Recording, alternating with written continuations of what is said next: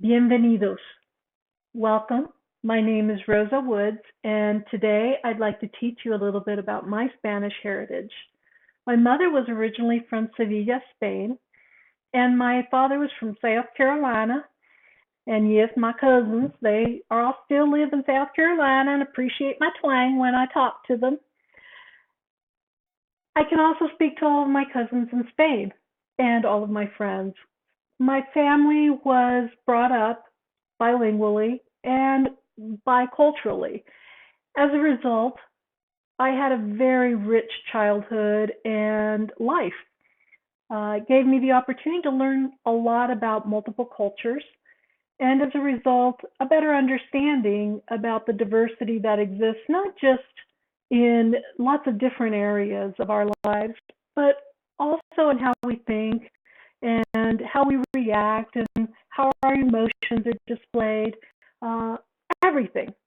So, one of those differences is how we dance and the type of music. The Sevillana, which is originally from my part of Spain, is a set of four dances that are danced consecutive to each other. In the process of dancing those four dances, which you do with a partner, a lot of individuals learn how to play the castanet. The palillo is the way we say it in Sevilla, and castañuela is how they say it in the rest of Spain. One of the wonderful things about the castanet is that it really adds a wonderful rhythm to the dance and just makes it that much fuller. They're wonderful dances and extraordinary on their own, but when you add the castanet, it's just absolutely beautiful. My mother was a grand expert. She could make her castanets, as we would say, sing. um, I am no expert. I am probably still what would be considered a beginner, even though I've known how to play the castanets my whole life. I learned with this set, actually, when I was about 7 years old, and have kept these.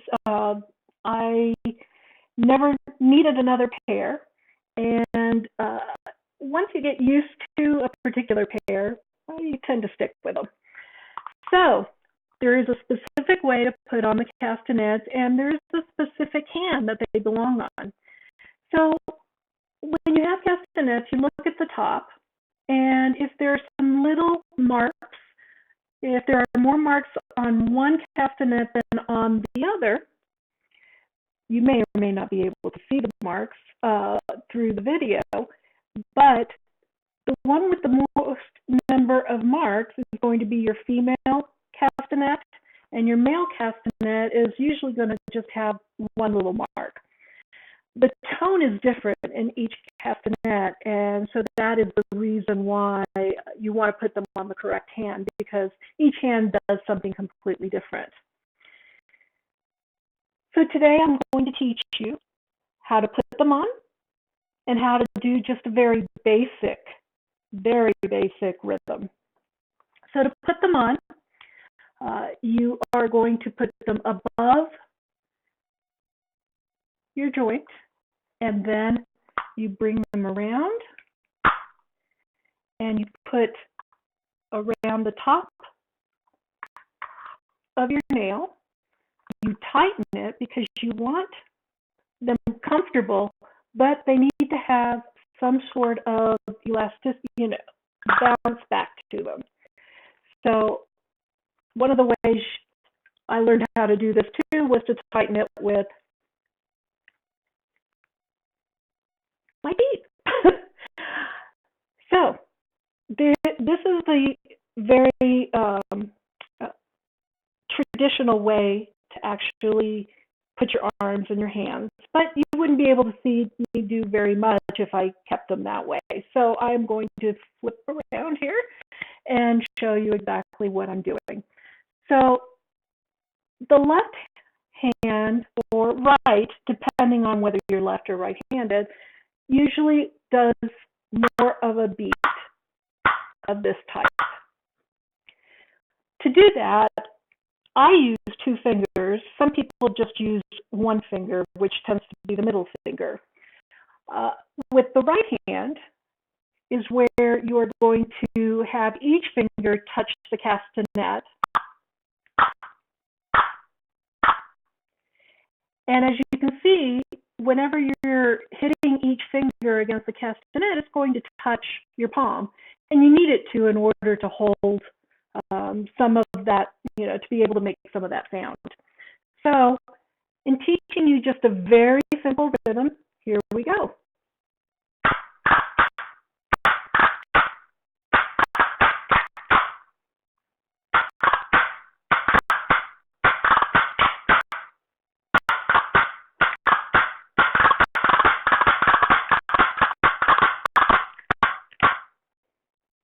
And every once in a while, the chord does get caught. So that is just a very basic rhythm that you can do with the castanet. I hope you've enjoyed this little demonstration. And muchas gracias por su atención. Thank you for your attention. Have a great day.